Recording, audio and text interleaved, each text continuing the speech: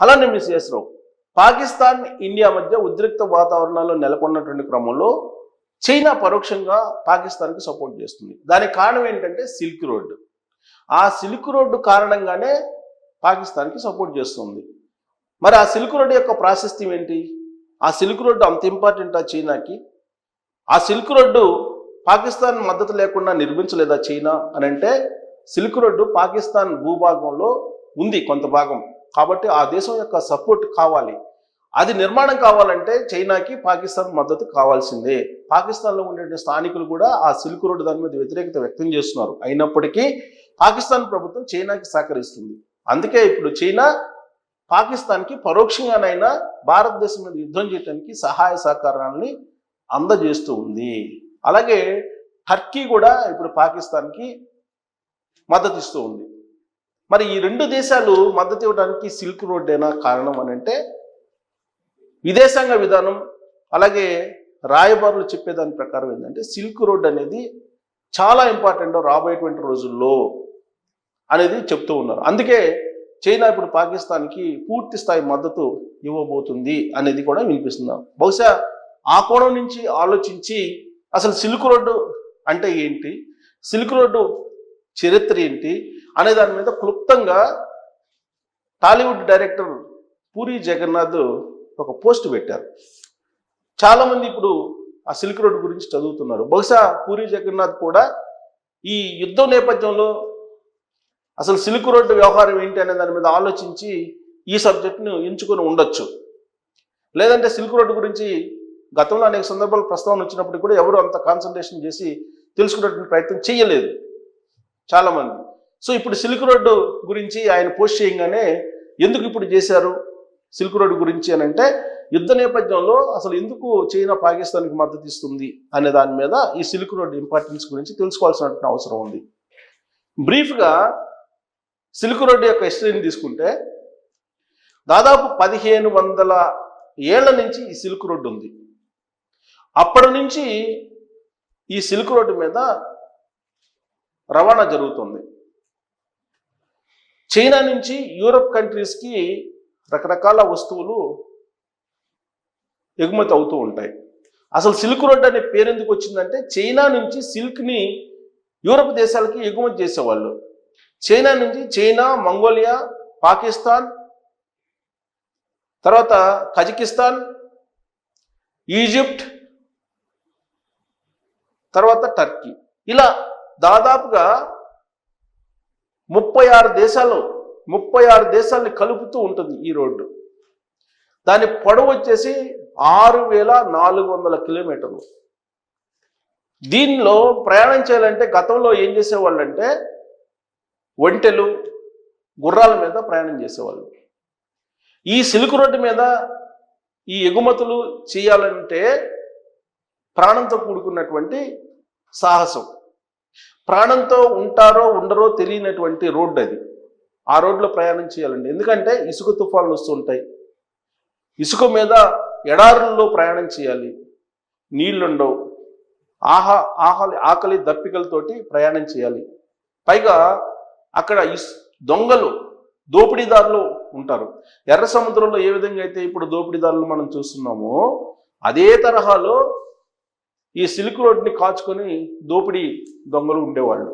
అందుకే సుమారుగా 1000 ఒంటెలతోటి ఒకేసారి వెళ్ళేవాళ్ళట అప్పుడు.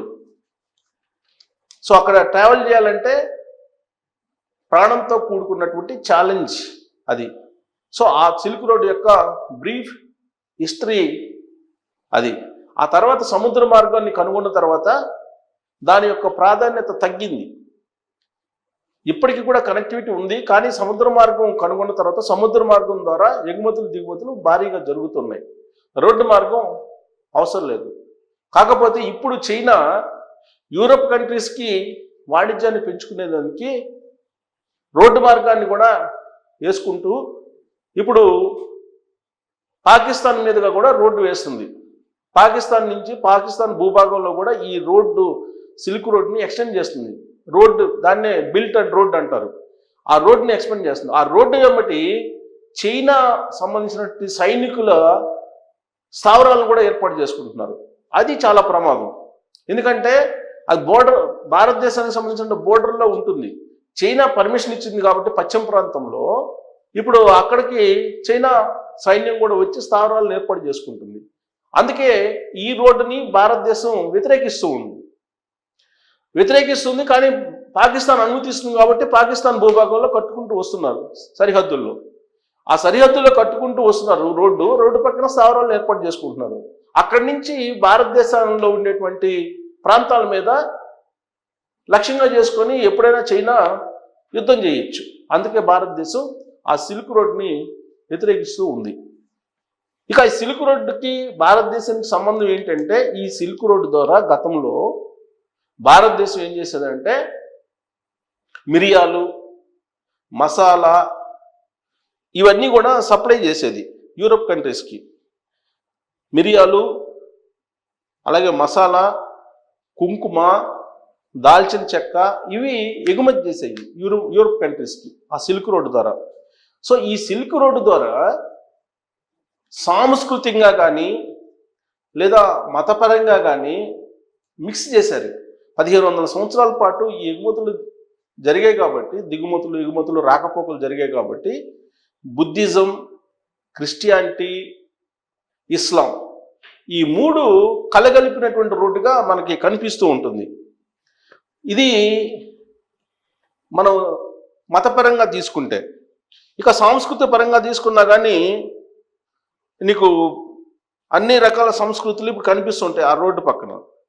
అయితే ఈ రోడ్డున ప్రయాణించాలంటే కామన్గా ఒక లాంగ్వేజ్ ఉండేదట.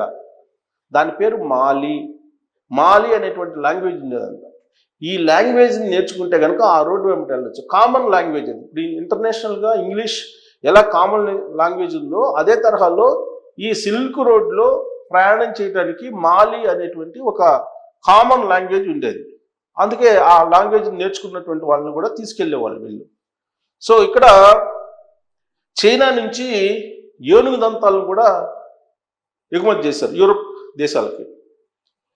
అలాగే రోమ్ నుంచి బంగారము, వెండి ఇవి ఎగుమతి చేసేవాళ్ళు. ఇక ఇండియా నుంచి అయితే మసాలా, మిరియాలు, అలాగే దాల్చిన చెక్క, కుంకుమ ఇలాంటి వాటిని ఎగుమతి చేసేవాళ్ళు అని చెప్పి చెప్తున్నారు.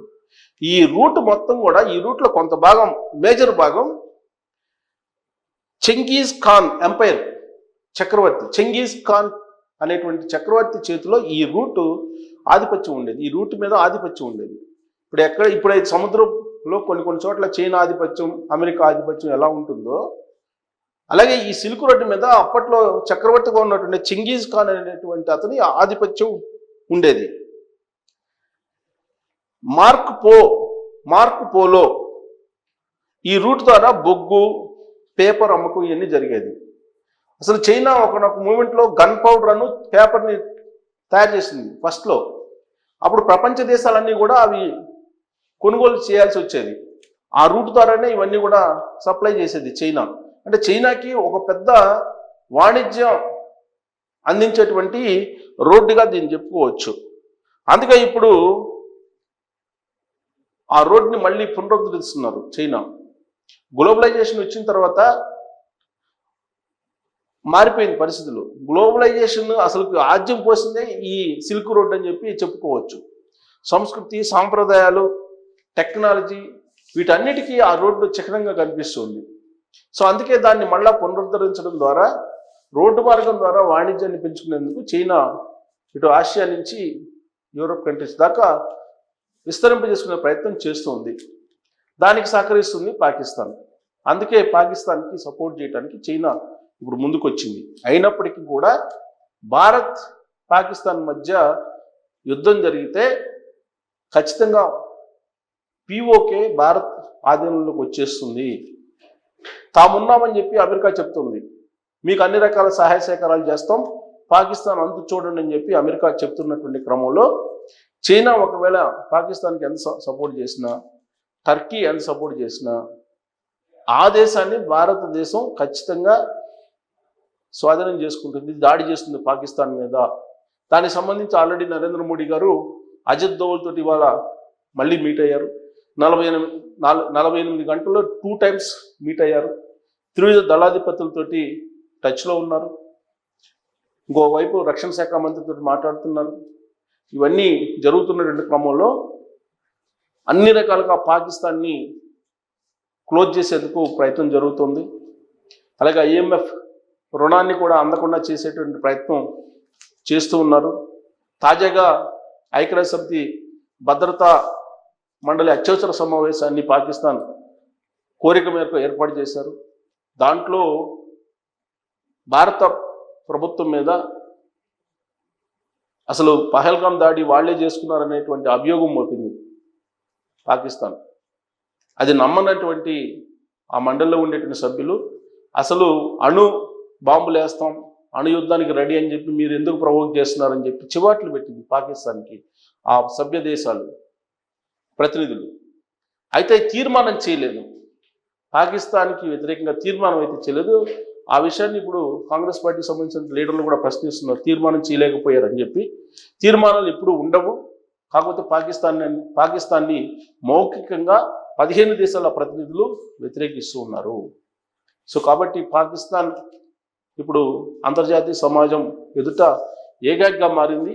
బట్ చైనా, టర్కీ అయితే సపోర్ట్ చేస్తున్నాయి. దానికి కారణం ఏంటంటే సిల్క్ రోడ్ వ్యవహారమే. బహుశా అందుకే పూరి ఈ సిల్క్ రోడ్డుకు సంబంధించినటువంటి డేటాను తీసి ప్రజల ముందు ఉంచి ఉండవచ్చు. మరి ఈ సిల్క్ రోడ్ ప్రాధాన్యాన్ని దృష్టిలో పెట్టుకుని చైనా పాకిస్తాన్కి సపోర్ట్ చేస్తే భారత్ పాకిస్తాన్ మీద పైచేయిగా నిలుస్తుందా అనే దాని మీద మీరు కామెంట్ చేయొచ్చు. Thank you.